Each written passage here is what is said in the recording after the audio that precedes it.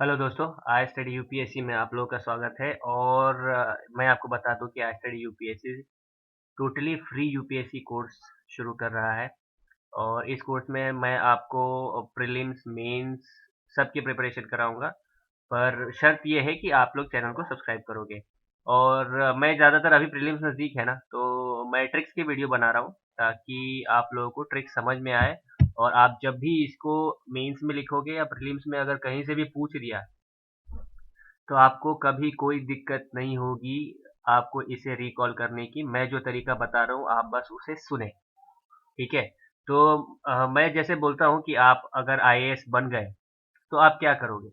तो समझो जिस दिन आप आईएएस बने उस दिन आपको कार्ड अलॉट होगा कि आपको यूपी मिला है, बिहार मिला है, महाराष्ट्र मिला है, बंगाल मिला है, क्या मिला है, कार्ड अलॉट हो गया। अब आप जब वहां पे जाओगे तो आपको रिसीव करने के लिए वहां पे बहुत सारी गाड़ियां होंगी। अब समझ के चलो ये कि गाड़ी होगी आपको लेने के लिए, आपके स्टाफ मेंबर्स होंगे, वो लोग आपको आपके ऑफिस लेके जाएंगे। अब जब आप ऑफिस जाओगे तो उस ऑफिस में जाके आप एक ओथ लोगे कि हाँ ठीक है, मैं भारत के संविधान की पूरी तरह से रक्षा करूंगा, इस कुर्सी का मान सम्मान रखूंगा। और फिर आपको कुर्सी मिलेगी, आप उस कुर्सी पे बैठ जाओगे। तो आप ये सिंक देख रहे हो कि जैसे ही आप कुर्सी पे बैठ जाओगे तो फिर बैठने के बाद आप देखोगे अच्छा यहाँ पे कितने एरिया है, कौन सा शेड्यूल एरिया है, शेड्यूल ट्राइब है, यहाँ कितने हैं, ट्राइबल एरियाज क्या है। उस सब के बारे में आप सोचोगे कि अच्छा मुझे किस किस जगह पे डेवलपमेंट करना है, क्या करना है। तो आप ये एक फ्लो समझ के रखो कि हम लोगों को कैसे जाना है, कि जैसे ही, ये नॉर्मल है।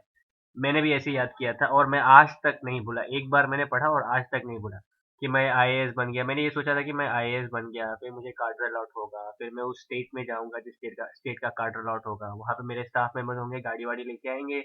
उसके बाद मैं ऑफ़िस जाऊँगा, ऑफ़िस में मैं ये दृढ़ संकल्प लूँगा यानी ओथ अफ़र्मेशन लूँगा कि मुझे भारत के संविधान के हिसाब से चलना है। फिर मैं कुर्सी पे बैठूँगा अपने, और उसके बाद मैं उस एरिया के डेवलपमेंट के, उस स्टेट के डेवलपमेंट के बारे में सोचूँगा। तो शेड्यूल एरियाज़ कितने हैं, उनका डेवलपमेंट भी ज़रूरी है। शेड्यूल ट्राइब्स कितने हैं, ट्राइबल एरियाज़ क्या है वहाँ पे, सब मुझे सबका ध्यान रखना पड़ेगा। तो आइए इसी इसी मोटो को याद रखते हुए, इस स्टोरी को याद रखते हुए आपको आगे चलना है, और मैं आपको बताता हूँ कि स्टोरी में कैसे हो रहा है चीज़ें। तो जैसे ही आप आगे चलेंगे, मैं आपको बता दूँ। प्रेजेंटेशन रुक गया क्या? यस। तो ये रहा। अ, चलो चलते हैं, है ना? अब देखो, जैसे शेड्यूल वन है तो जैसे ही आपको कार्ड अलॉट हुआ आप उस स्टेट में जाओगे, यानी state name and it's boundary आपको फर्स्ट शेड्यूल में याद हो जाना चाहिए कि पहले फर्स्ट जो आपका शेड्यूल है वो name of state and it's boundaries हो गया। दूसरा जब दूसरा ये है कि एमोल्यूमेंट्स एंड अलाउंसेस है। तो जैसे ही आपका कार्डर मिल गया, आप जिस स्टेट में जाओगे तो गाड़ियाँ वाड़ियाँ लेने आएंगी, तो आपको समझो कि हाँ वो आपके अलाउंसेस है, एम्यूलेमेंट्स है। अब आप आईएएस हो तो इतना तो मिलेगा ही। उसके बाद जैसे ही आप ऑफिस जाओगे तो आप होते इन्फॉर्मेशन लोगे। तो ये हमारा हो गया थर्ड शेड्यूल। फोर्थ शेड्यूल हो गया कि अभी देखो, फोर्थ से तो ये भी याद सकते थे कुर्सी के चार पैर होते हैं। तो फोर्थ से allocation of seats in Rajya Sabha, यानी स्टेट्स है, यूटीज है, उनकी जितनी भी सीट्स होंगी वो राज्यसभा में कैसे एलोकेट होंगी ये बताया है। अब फाइव देखो, फाइव को आपको कैसे याद रखना है कि आपने जैसे ही कुर्सी पे अपना कारोबार संभाला, आपको उस एरिया के डेवलपमेंट के बारे में सोचना है। तो शेड्यूल एरियाज कितने हैं, शेड्यूल ट्राइब्स कितने हैं, उसको आपको ध्यान में रखना है। तो जैसे ये को फाइव है ना, वो एस की तरह लगता है। तो schedule area, schedule tribes, S S दिख रहा है आपको common. Schedule areas, schedule tribes. तो फिफ्थ जो शेड्यूल है अपना, वो शेड्यूल एरिया, शेड्यूल ट्राइब्स के बारे में है, उनके डेवलपमेंट के बारे में आपको सोचना है। ये मैं सिर्फ आपको ओवरव्यू बता रहा हूँ। आपको इसके बारे में डिटेल तो आपको पता ही होंगे, आप इतने स्मार्ट तो हो ही। उसके बाद सिक्स्थ जो है वो ट्राइबल एरियाज है। अभी जैसे आप समझो कि 60 आपको पता होगा, है ना? फोन भी है वन प्लस का 60। तो 60 से आप याद रखो कि अच्छा ठीक है, सिक्स से ट्राइबल एरियाज है तो उसके बारे में आपको देखना है। अभी ट्राइबल एरियाज में जैसे कि ये आसाम, मेघालय, त्रिपुरा एंड मिजोरम जो है वो सब ट्राइबल एरियाज में आते हैं। तो उनका गवर्नेंस, उनका एडमिनिस्ट्रेशन कैसे होगा इसके बारे में सिक्स शेड्यूल बात करता है। तो ये आपके लिए आपको याद हो गया कि वन से लेके सिक्स तक तो कोई कंफ्यूजन नहीं होगी, क्योंकि आपने स्टोरी याद रख ली कि अच्छा ठीक है, आप आईएएस बने। तो आपको कार्ड अलॉट हुआ। उसके बाद आप जब उस स्टेट में गए तो आपको लेने गाड़ियाँ आई, यानी अलाउंसेस एंड एमोल्यूमेंट्स है। उसके बाद गाड़ियाँ लेने के बाद जब आप उस ऑफिस में जाओगे तो आपको ओथ एंड अफर्मेशन लेनी पड़ेगी। और चौथा, ये याद रखो कि कुर्सी के 4 पैर होते हैं, यानी allocation of seats and Rajya Sabha हो गया। उसके बाद फिफ्थ 5S तो शेड्यूल एरिया शेड्यूल ट्राइब्स हो गए। उसके बाद सिक्स्थ ट्राइबल एरियाज हो गए। तो ये एक सिंक में आपको याद हो जाएगा, इसके आगे आपको कोई प्रॉब्लम नहीं होगी। अब सिक्स्थ से जब आप आगे जाओगे, वो कैसे करना है मैं आपको बताता हूँ। अब इस सिक्स्थ से कैसे आपको याद रखना है, सिक्स्थ के बाद जो सेवेंथ है वो क्या होता है, डिस्ट्रीब्यूशन ऑफ पावर, यानी यूनियन लिस्ट, कॉन्करेंट लिस्ट, जितने भी लिस्ट है, स्टेट लिस्ट, वो इसमें आते हैं। तो आपको पता है बॉन्ड का 007 होता था और वो बहुत पावरफुल होता था, तो उसी से याद रख लो कि डिस्ट्रीब्यूशन ऑफ पावर सेवन में। तो 007 जेम्स बॉन्ड आप याद रख लो।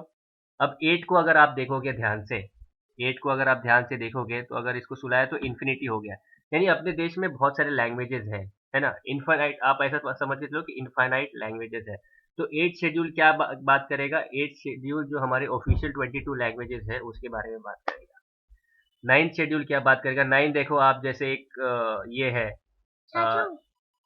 जैसे एक झंडा होता है, वो किसी लैंड पे गाड़ दो आप। सॉरी थोड़ी डिस्टरबेंस के लिए ना दोस्तों मेरा नेफ्यू है। तो झंडा जैसे आपने गाड़ दिया तो देखो ये 9 की तरह लग रहा है झंडा, और ये झंडा आप कहाँ गाड़ोगे, जमीन पे, है ना।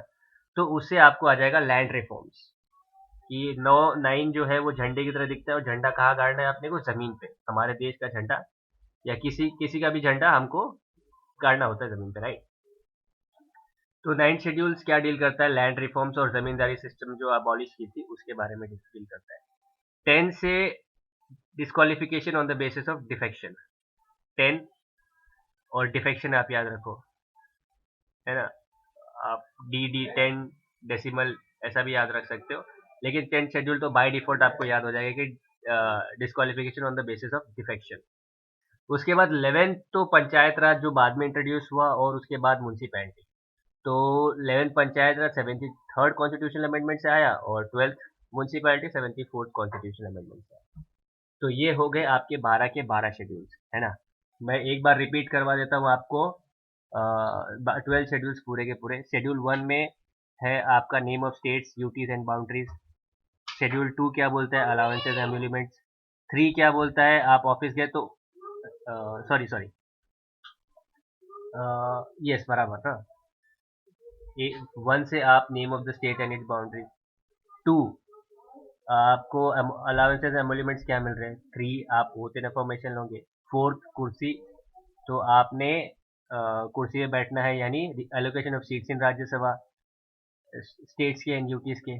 5th 5 लुक लाइक एस, तो schedule area schedule tribe. 6 T आप समझ लो ट्राइबल एरियाज। 7 बॉन्ड 007 पावरफुल, तो distribution of power, union list, concurrent list और state list. 8 look like infinity, अगर सो गया हो तो इन्फाइनाइट लैंग्वेजेस है हमारे इधर, तो it talks about 22 language in the constitution. 9th झंडे की तरह दिखता है, झंडा कहाँ, जमीन में गाड़ते हैं, तो लैंड रिफॉर्म्स। 10th आपको पता है disqualification on the basis of defection. 11th panchayat Raj 73rd constitutional amendment act. 12th municipality 74th constitutional amendment act.